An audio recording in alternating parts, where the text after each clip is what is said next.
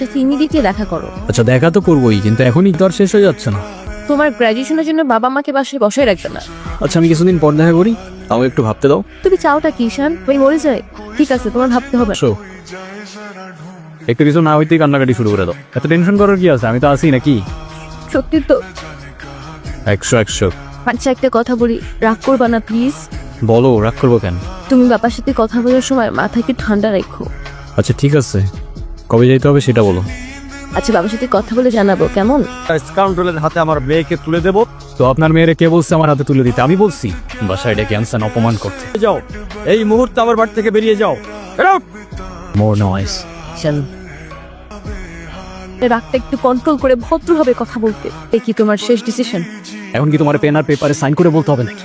ঈশান, আমি যদি আজকে এখান থেকে চলে যাই, হয়তো আর কোনোদিন ফিরে আসবো না। আবে তো যাও না, কে আসতে বলছো তোমাকে? যাও। जान से भी प्यार